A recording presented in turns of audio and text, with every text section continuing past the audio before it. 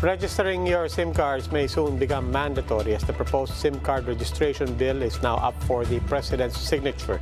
But some Filipinos fear that this measure could be a threat to their privacy. Mobile journalist Pamela Vasquez gives us a front seat to the story.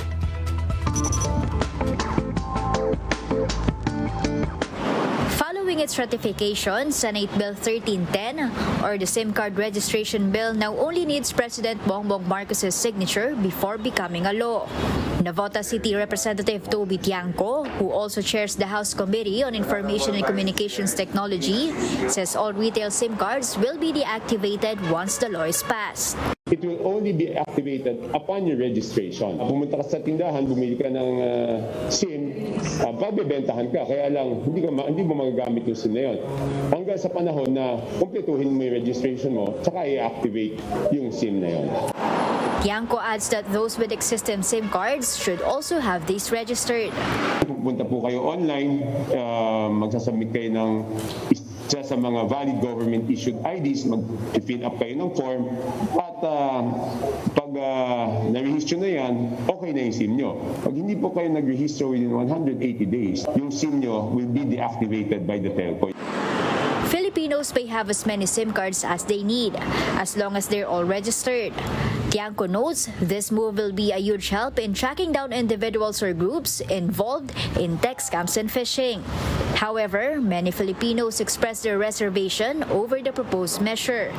Parang wala kang privacy sa bawat number na makakukuha natin eh. So alam mo na kung sino yung nagmamayari. Di ba? Once this becomes a law, people who refuse to have their SIMs registered or those who register their SIMs under false information will face fines ranging from 100,000 to 1 million pesos. Mobile journalist Pamela Vasquez, We Are One News.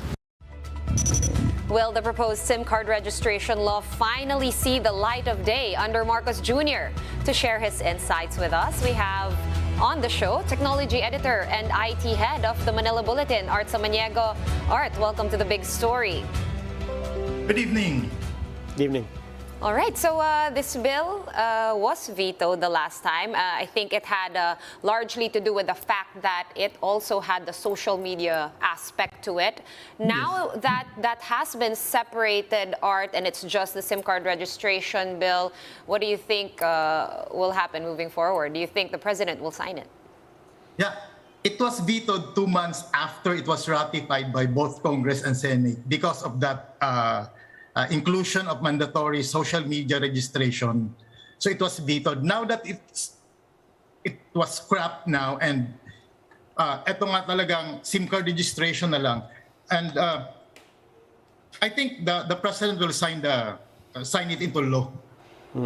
Because well, Senator Grace po was right when she said we can do more than just ignoring, deleting, or blocking the numbers with the spams and the scam messages. And to that point, Art, this is being framed, of course, as anti-scam, anti-crime. This is something that we need, they're saying, for national security even, di ba? But at the same time, people are concerned about their privacy. Put that into perspective. How real is the risk that privacy could be compromised here?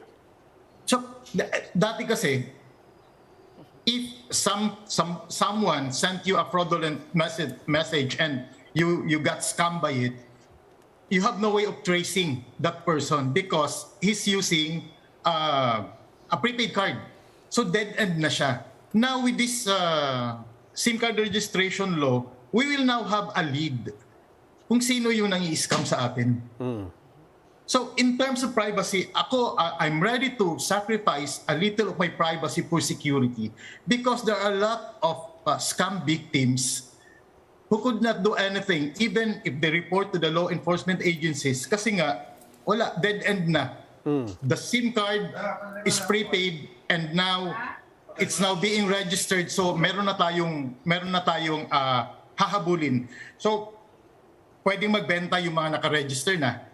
Pero, ganun pa man, meron na nga tayong lead kung sino yung mga pupuntahan natin. And also, this bill prohibits spoofing. Spoofing is like pretending to be someone, or you're changing the sender ID. This could be done by hackers and those who are into scamming. So bawal na din siya, and there's a fine of 300,000 pesos if you will do spoofing. So makakatulong. This will not stop the crime of spamming and scamming using the text messages, pero it will help.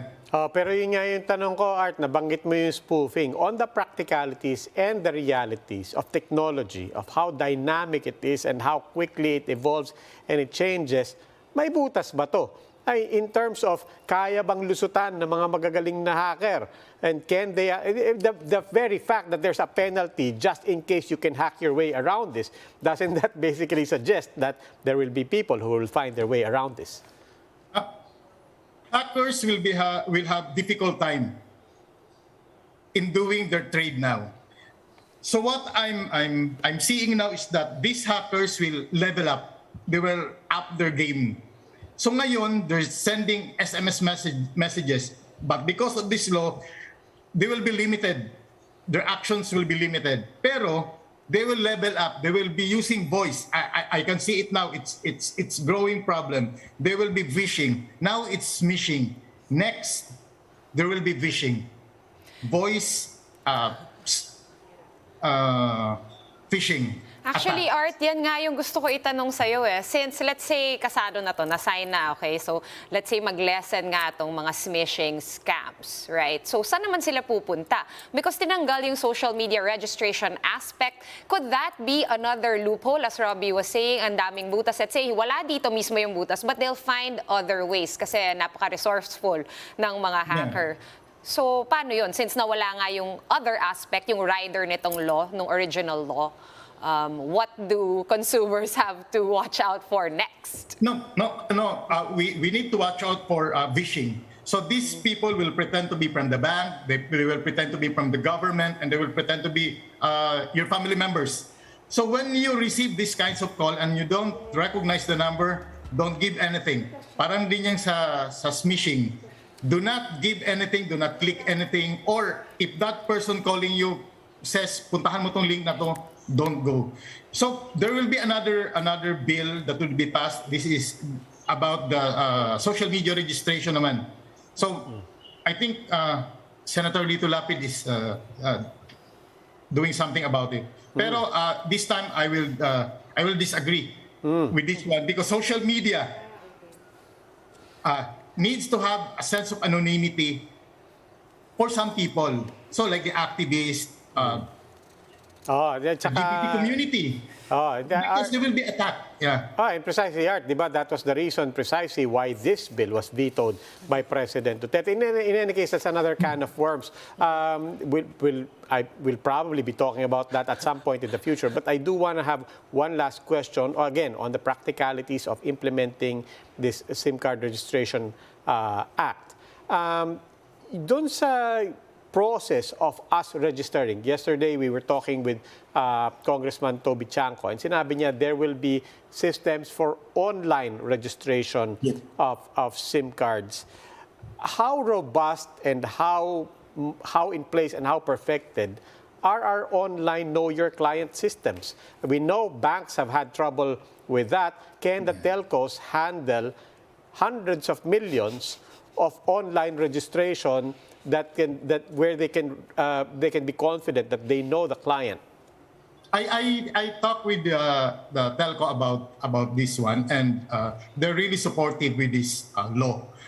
Pero yun nga, the telco is not trained to know if the ID is fake or not.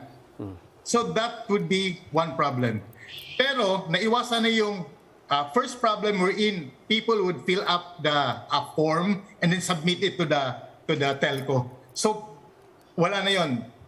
Another, yung source ng leak na yun, pwede na mawala. So diretso na online yung mga tao. The problem is, during the verification process, how will they verify the ID? Kasi kasama doon government issued ID. So that would be one of the problems. Okay, maraming salamat, Art. Manila Bulletin Technology Editor, Art Samaniego.